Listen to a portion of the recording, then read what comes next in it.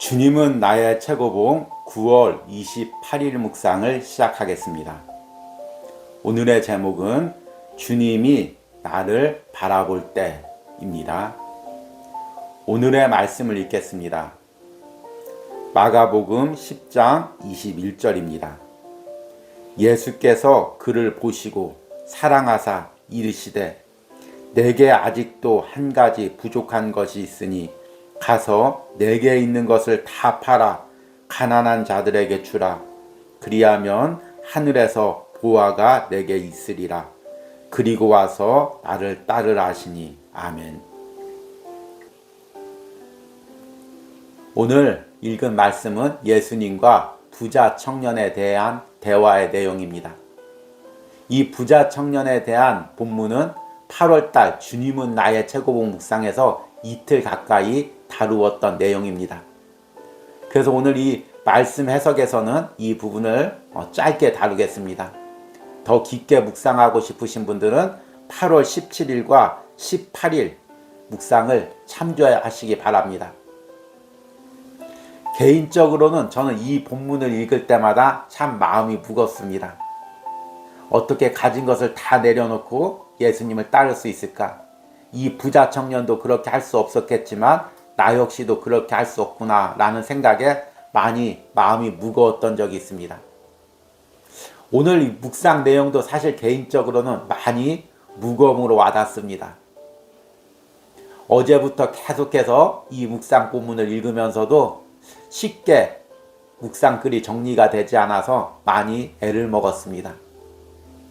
하나하나가 저에게 찔리고 하나하나 내려놓기가 많이 어려운 부분들이 느껴졌기 때문입니다. 저는 어렸을 때 러시아 소설을 굉장히 좋아했습니다. 그래서 특히 이제 톨스토이나 도스토옙스키 두 소설가를 좋아해서 그 작가들의 책들은 많이 읽고 또 그 사람들의 전기도 관심 있게 읽었습니다. 그런데 두 사람은 같은 시대를 살았지만 전혀 다른 배경과 인생을 살았습니다.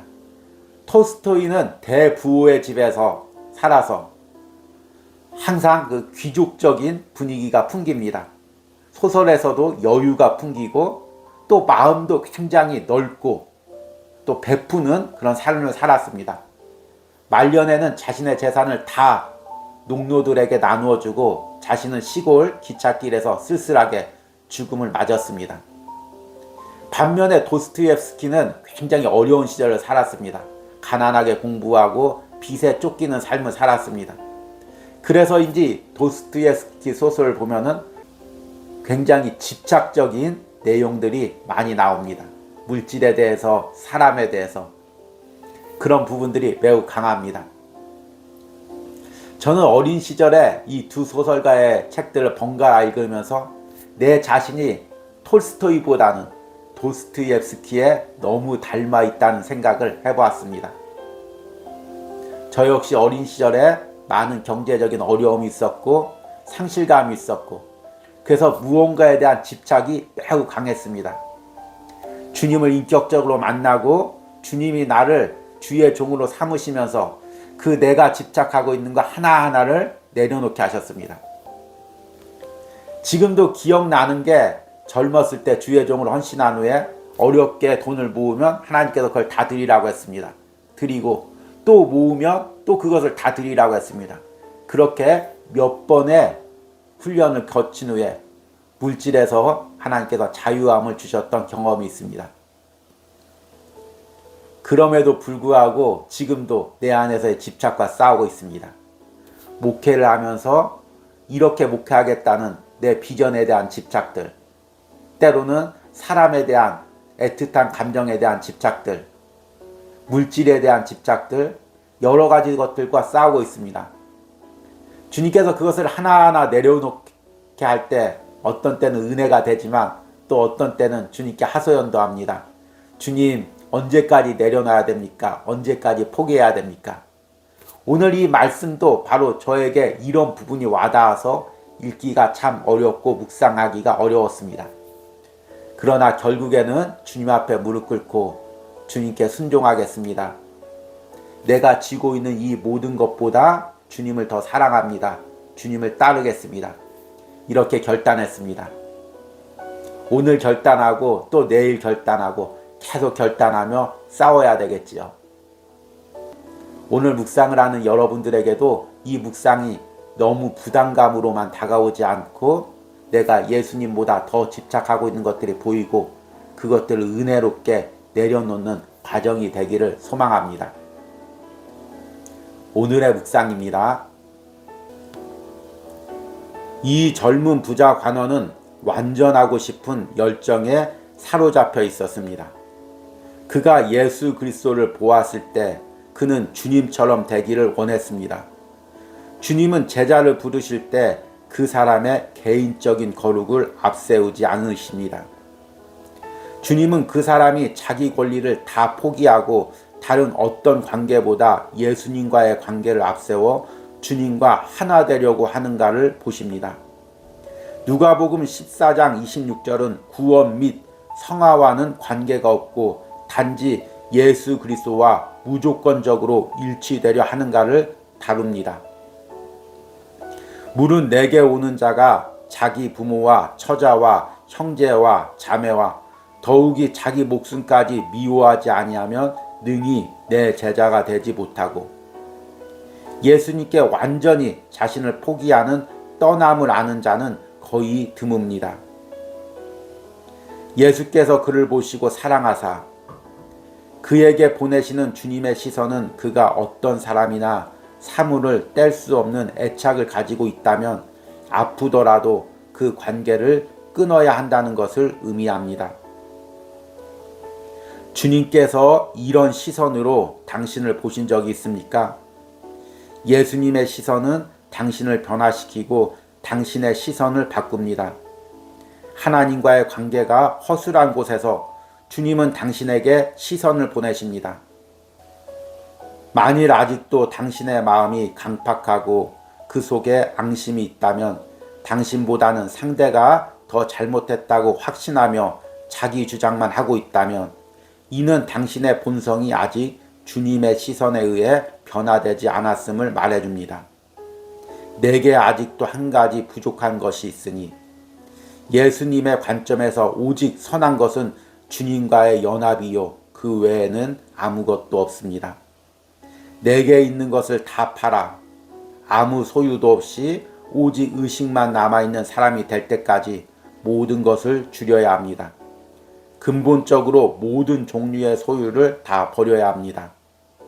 이는 나의 영혼을 구원하기 위해서가 아니라 구원은 오직 예수 그리스도를 완전히 의지함으로 얻을 수 있습니다. 예수님을 따르기 위해서입니다. 와서 나를 따르라. 그 길은 주님이 가신 길입니다.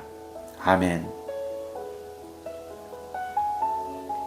오늘 읽은 말씀에서 부자 청년은 예수님께 나와서 선한 선생님이라고 부릅니다. 그리고 어떻게 해야 영생을 얻을 수 있는지를 묻습니다. 그런데 이 부자 청년이 예수님께 묻는 영생과 구원은 영혼 구원의 그 의미보다는 이 땅에서 율법을 선하게 지켜서 자신이 선한 사람이 되는 것입니다. 부자 청년이 예수님을 찾아온 목적은 예수님과 깊은 관계 속에 들어가기 위해서가 아니라 선한 존재가 되고 싶어서입니다. 선한 존재뿐만이 아닙니다. 우리는 여러 가지 목적으로 예수님을 찾아옵니다. 어제는 우리가 누가복음 9장을 통해서 예수님을 찾아온 세 사람의 이야기를 들었습니다. 그들은 군중 심리에 의해서 예수님과 함께 높아지려는 그 인간적인 욕구에 예수님을 찾아왔습니다. 예수님은 그들 안에 있는 그 마음을 예리하게 지적했습니다. 오늘 이 부자 청년에 대해서 예수님께서 하신 말씀도 바로 이것입니다. 물론 부자 청년은 어제 그 세 명보다는 조금 더 고상한 목적으로 예수님을 찾아왔죠. 세상에서 선한 존재가 되는 것. 그런데 예수님을 떠나면 선한 존재가 된다는 것도 아무런 의미가 없는 것입니다. 예수님을 떠나서 내가 아무리 세상에서 성공한다고 해도 의미가 없는 것입니다.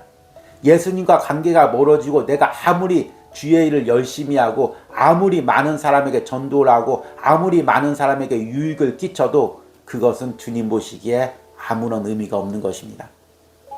오늘 묵상에서 저자가 이렇게 이야기합니다. 이 젊은 부자 관원은 완전하고 싶은 열정에 사로잡혀 있었습니다. 그가 예수 그리스도를 보았을 때 그는 주님처럼 되기를 원했습니다. 주님은 제자를 부르실 때 그 사람의 개인적인 거룩을 앞세우지 않습니다. 주님은 그 사람이 자기 권리를 다 포기하고 다른 어떤 관계보다 예수님과의 관계를 앞세워 주님과 하나 되려고 하는가를 보십니다. 누가복음 14장 26절은 구원 및 성화와는 관계없고 단지 예수 그리스도와 무조건적으로 일치되려 하는가를 다룹니다. 지금 읽은 마지막 구절이 좀 어렵습니다. 구원 및 성화와는 관계없고 단지 예수 그리스도와 무조건적으로 일치되려 하는가를 다룹니다. 이 부분은 잘못 이해하면 오해하기가 쉽지만 여러분 말씀에 근거해서 깊이 묵상해 보시면 이 의미가 와닿을 것입니다. 우리 그리스도인들이 이 땅에 사는 것은 구원이 목적이 아닙니다. 내가 예수 그리스도를 영접했으면 나는 이미 구원을 받은 것입니다. 내 영혼은 죽은 후에 천국에 가는 것입니다. 성화도 목적이 아닙니다.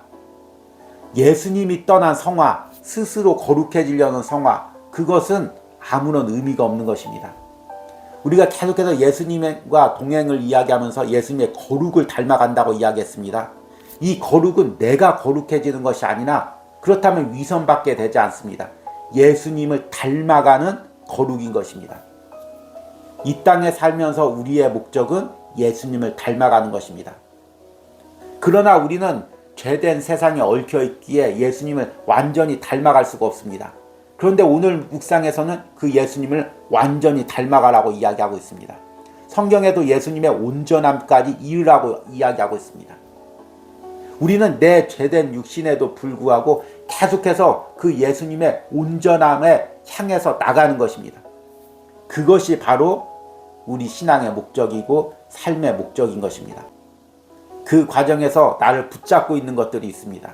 부자 청년처럼 사람들 앞에서 선하게 되려는 욕망, 그것을 위해서 물질도 필요하다고 생각하는 그런 욕망, 또 사람에 대한 애착들, 나는 이 사람이 꼭 필요해, 이 사람과 꼭 함께 있어야 돼.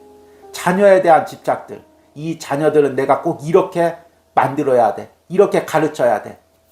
이런 집착들이 우리를 예수님을 향해 가는데 계속해서 방해가 된다는 것입니다. 심지어 이런 집착에는 주의 일에 대한 집착도 있습니다. 이 일은 나 없으면 안 돼. 이 일은 죽어도 내가 해야 돼. 우리 교회에서는 내가 꼭 필요해. 나 없으면 안 돼. 이런 생각들. 이것들이 바로 예수님께 더 가까이 가지 못하게 하는 우리의 집착입니다. 이런 것들 하나하나 내려놓을 때 우리가 주님과 더 가까이 갈 수가 있습니다. 오늘 본문에 예수님께서 이 부자 청년을 사랑스럽게 바라봤다고 이야기하고 있습니다. 이 사랑스럽다는 말은 세상적인 말에 그런 사랑이라기보다 신적인 연민에 가까울 것입니다. 죄된 인간의 존재로, 집착에 쌓여있는 인간의 존재로 예수님께 더 가까이 가려고 몸부림치고 있는 그 부자 청년을 예수님께서 안타깝게 바라보시고 그 부자 청년에게 그 잡고 있는 것, 세상에서 놓지 못하고 있는 것들을 내려놓으라고 이야기하신 것입니다. 오늘 본문에 이렇게 이야기합니다. 예수께서 그를 보시고 사랑하사 그에게 보내시는 주님의 시선은 그가 어떤 사람이나 사물에 뗄 수 없는 애착을 가지고 있다면 아프더라도 그 관계를 끊어야 한다는 것을 의미합니다. 주님께서 이런 시선으로 당신을 보신 적이 있습니까? 예수님의 시선은 당신을 변화시키고 당신의 시선을 바꿉니다. 하나님과의 관계가 허술한 곳에서 주님은 당신에게 시선을 보내십니다. 지금 주님이 나를 보고 있다면 어떤 시선으로 나를 바라보고 있을까요? 여전히 세상 것 잡고 있고 이거 놓으면 죽을 것 같다는 생각에 괴로워하는 나를 보고 주님께서 어떤 시선으로 나를 보고 있을까요? 그 주님 앞에 무릎을 꿇으시기 바랍니다. 주님, 내가 인간적인 죄성 때문에 온전히 놓지 못하지만 매 순간 결단하면서 주님 앞에 하나하나 내려놓으며 주님께 가까이 가겠습니다. 그렇게 무릎 꿇고 기도하시며 오늘도 이 묵상을 통해서 주님을 깊게 만나는 은혜가 있길 바랍니다. 오늘의 적용 질문을 통해서는 내가 내려놔야 될 것들, 작은 것이라도 하나하나 생각하시고 기도하시기 바랍니다. 오늘의 적용 질문입니다. 오늘도 내 안에서 주님과 가까이 하기 위해서 내가 버려야 할 생각들이나 집착은 무엇입니까? 우리 기도하겠습니다. 주님, 내가 날마다 한 걸음 한 걸음 주님께 가까이 가기로 원합니다. 날마다 주님의 거룩을 닮아가길 원합니다. 오늘 묵상처럼 주님과 일치되는 주님의 온전하심을 닮아가는 삶을 살기를 원합니다. 주님, 그럼에도 불구하고 나를 붙잡고 있는 집착들이 많이 있습니다. 주님, 내가 내려놓으면 안 될 것 같고 내려놓으면 큰일 날 것 같아서 악착같이 붙잡고 있는 세상 것들이 있습니다. 주님, 오늘 묵상 가운데 기도 가운데 이런 것들이 보이게 하시고 하나하나 주님 앞에 내려놓고 기도할 수 있는 은혜를 오늘 주님은 나의 최고봉을 묵상하는 모든 심령들 가운데 허락하여 주시옵소서. 예수님의 이름으로 기도했습니다. 아멘.